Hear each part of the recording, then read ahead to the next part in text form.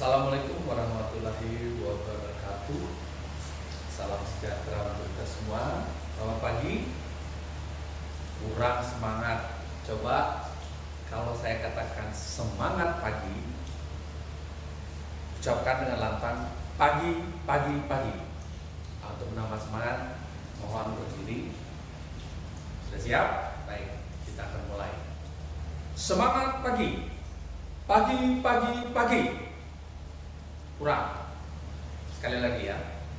Semangat pagi. Pagi, pagi, pagi. Itu baru betul. Gimana, segar? Sudah sarapan? Tapi saya lihat masih ada yang loyo. Baik, saya tidak akan berpantun. Saya coba bertanya, tapi pertanyaan ini sifatnya adalah teka-teki. Saya hanya minta waktu Ibu Bapak untuk berpikir setengah menit saja. Baik, kita mulai. Siap? Tentu Ibu Bapak mengenal angka 8. Pertanyaannya, ada berapa kali kemunculan angka 8 dalam hitungan 1 sampai dengan 100? Oke, silakan. Berapa? 9, 11, 9, 12. Berapa lagi? 10, 12. Ya, berapa lagi? 9. Oke, kita tutup. Mari kita hitung sama-sama. 8, 18, 28, 38, 48, 58, 68, 78, 88. Sudah 10 ya? 88, 89. Kemudian 80, 81, 82, 83, 84, 85, 86, 87, 88-nya tadi sudah. Kemudian 89. Totalnya berapa? 20. Baik. Udah. Baik. Ibu Bapak, kami sengaja mengundang Ibu Bapak selaku pejabat pengadaan untuk kami akan mensosialisasikan tentang anti korupsi. Tapi saya akan memberikan dulu pengantar kenapa sampai Ibu Bapak itu begitu pentingnya untuk disosialisasikan terkait dengan anti korupsi. Karena salah satu yang paling rawan adanya fraud atau tindak pidana korupsi terjadi di proses pengadaan barang jasa. Sehingga saya akan memberikan di sini adalah dengan judul peran pejabat pengadaan dalam rangka pencegahan tindak pidana korupsi. Saya akan memperkenalkan diri dulu. Nama saya Bobi Hartaritue. Kalau di kedinasan saya biasa dipanggil dengan Bobi Hartati. Tetapi kalau di luar, orang-orang, teman-teman di luar lingkungan kedinasan, saya dipanggil dengan Bobi Tue. Tue itu nama bapak saya. Saya jabatannya auditor media. Status ya, 1 istri, 3 orang putri. Jangan dibalik. Jadi bukan 3 istri 1 anak, tapi 1 istri 3 anak. Saya sudah punya cucu, perempuan cantik, ganteng. Kalau laki-laki pasti ganteng kayak kakeknya. Baik, kita akan mulai. Apa itu sebenarnya korupsi? Menurut Pusat Bahasa Depdiknas, korupsi diartikan sebagai penyelewengan atau penyalahgunaan uang negara, daerah, termasuk juga perusahaan dan sebagainya untuk kepentingan pribadi atau orang lain. Dari istilah-istilah tersebut, korupsi dipahami sebagai perbuatan busuk, rusak, kotor, menggunakan uang atau barang milik orang lain secara menyimpang yang menguntungkan diri sendiri. Pertanyaan sekarang,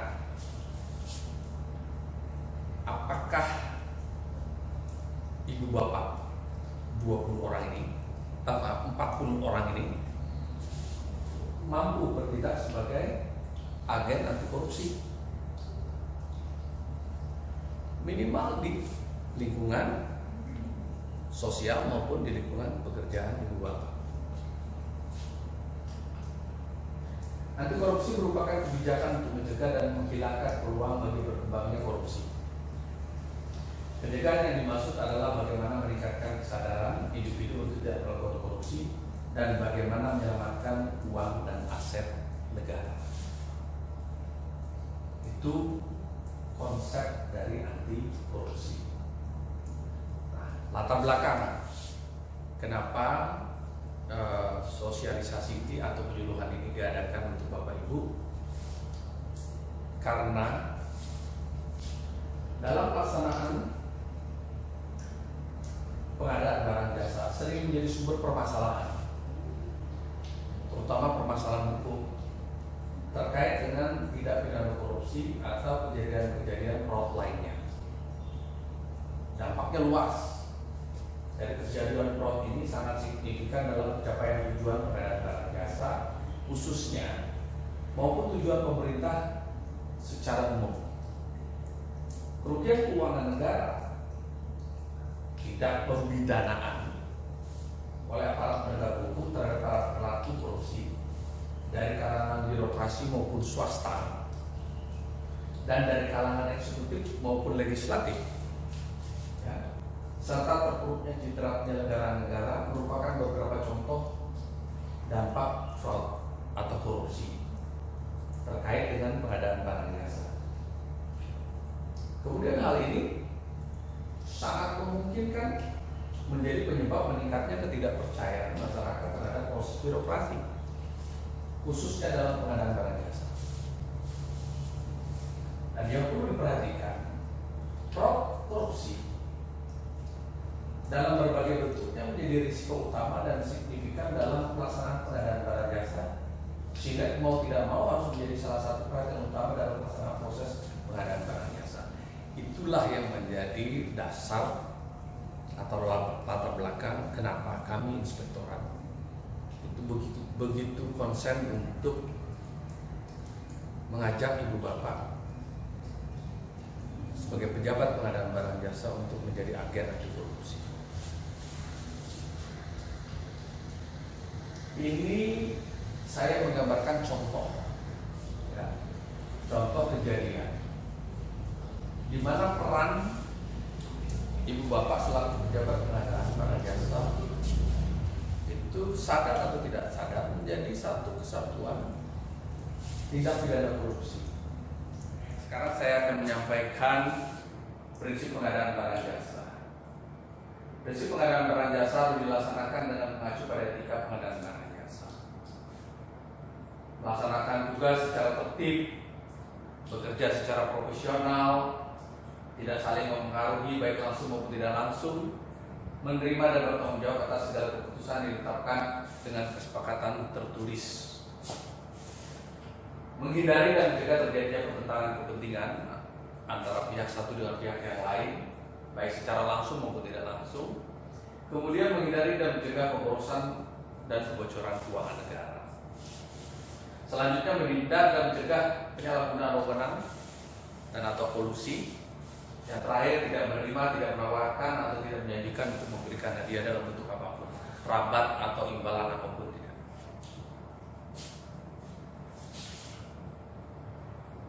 Ini harapan. Sebagai agen anti korupsi harus ada perubahan dari sikap acuh tak acuh atau membiarkan dan menerima korupsi menjadi sikap tegas, mengatakan tidak atau menolak korupsi. jadilah sikap tersebut dipegang teguh Ibu Bapak sebagai pejabat pengadaan barang jasa untuk memiliki nilai-nilai anti korupsi.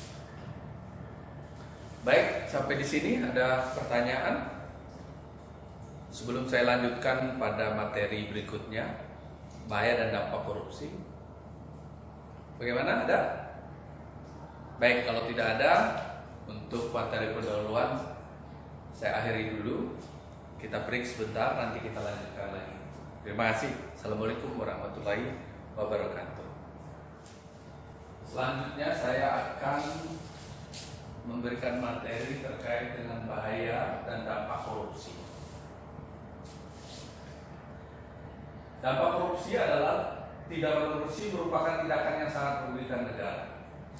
Korupsi mengakibatkan melambatnya pertumbuhan ekonomi suatu negara, menurunnya investasi, meningkatnya kemiskinan, serta meningkatnya ketimpangan pendapatan. Bahkan korupsi juga dapat menurunkan tingkat kebahagiaan masyarakat di suatu negara. Bayangkan sedemikian dahsyatnya dampak-dampak dari korupsi. Nah, ini juga dampak masih korupsi, saya lewatkan saja. Kita berbicara tentang biaya sosial korupsi. Biaya sosial korupsi adalah biaya yang ditanggung oleh pemerintah, oleh negara terkait dengan tindak pidana korupsi. Jadi itu ada hubungannya dengan proses mencari data sampai dengan putusan pengadilan, kemudian yang bersangkutan dipidana. Bayangkan berapa negara harus mempersiapkan dana dalam rangka proses itu sampai dengan penetapan. Jadi tidak hanya di, sehingga diharapkan terpidana itu dapat mengganti bukan hanya terkait dengan nilai rupiah yang sudah dikorupsi, tetapi dampak ikutan akibat tindakan tersebut juga membebani keuangan negara. Sehingga di sini idealnya hukuman finansial yang diberikan kepada koruptor memperhitungkan biaya sosial korupsi dengan mempertimbangkan dampak sosial korupsi. Biaya sosial korupsi, kerugian negara akibat korupsi di Indonesia, melambatnya pertumbuhan ekonomi suatu negara, menurunnya investasi. Coba bayangkan berapa kerugian negara akibat korupsi. Kita contohkan saja dengan menurunnya investasi. Berapa negara dirugikan? Ya mungkin ada hubungannya dengan ketenaga kerjaan, rekrutmen tenaga kerja berkurang karena investasi berkurang. Kerugian negara vs hukuman koruptor. Terpidana korupsi memperoleh sanksi berupa penjara dan hukuman finansial. Hukuman finansial adalah gabungan nilai hukuman denda, hukuman pengganti, dan perampasan barang bukti atau aset. Kemudian hubungan antara dampak korupsi dan biaya sosial. Pelayanan publik tidak kunjung membaik. Biaya pendidikan dan pelayanan kesehatan mahal. Dampak korupsi merupakan misalokasi sumber daya, sehingga perekonomian tidak dapat berkembang optimal. Dampak korupsi terhadap berbagai bidang kehidupan sosial menimbulkan biaya yang disebut sebagai biaya sosial korupsi. Konsep biaya sosial. Konsep biaya sosial dihitung dari 3 hal. Yang pertama adalah biaya antisipasi kejahatan, biaya akibat kejahatan, kemudian biaya reaksi terhadap kejahatan. Maka nilai kerugian keuangan negara merupakan biaya sosial eksplisit. Dalam hal ini adalah biaya akibat korupsi. Sampai di sini ada pertanyaan? Baik. Seandainya uang yang dikorupsi digunakan untuk pembangunan, kita asumsikan saja ya, uang yang dikorupsi sebesar 168 triliun. Bayangkan, itu dapat digunakan untuk membangun 155.000 sekolah dasar dengan fasilitas yang lumayan lengkap. Selain hal tersebut, uang senilai itu dapat membiayai sekolah 3,36 juta orang hingga mencapai sarjana.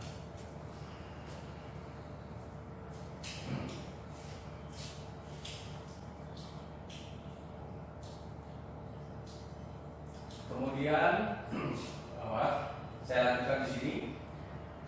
Kerugian negara versus hukuman koruptor.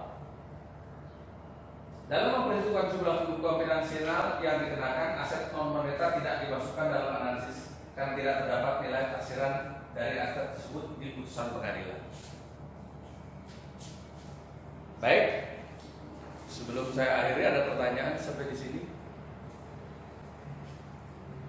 Kalau tidak ada, sebagai penutup saya mengajak ibu bapak sekalian, jadilah ujung tombak atau menjadi agen di ruang lingkup kerja bapak sebagai pejabat pengadaan barang jasa untuk memberantas tindak pidana korupsi, untuk berani mengatakan tidak, nah, terutama terkait dengan tekanan dari atas. Ya kita mengertilah bagaimana itu banyaknya surat-surat sakti dari pimpinan untuk mempengaruhi kita agar menetapkan pemenangnya itu sesuai kehendak mereka. Nah, kita dilematis di sini. Bagaimana kita menolak di satu sisi jabatan kita, taruhannya, tapi di satu sisi kita akan berhadapan dengan aparat penegak hukum. Bandingkan saja, apakah lebih mudah saya hilang jabatan dibandingkan dengan hukuman badan, dan pada akhirnya juga saya akan dipecat, atau mengatakan oke, atau mengiyakan surat sakti atau apapun yang diminta oleh pimpinan, tapi pada satu ketika saudara akan dihukum pidana dan pada akhirnya juga diberhentikan dari pegawai negeri. Demikian harapan saya, bekerja profesional, jadilah agen anti korupsi, sehingga misi pemerintah untuk mewujudkan Indonesia bebas korupsi akan terwujud. Demikian saya akhiri sampai di sini. Assalamualaikum warahmatullahi wabarakatuh. Salam sejahtera untuk kita semuanya. Salam.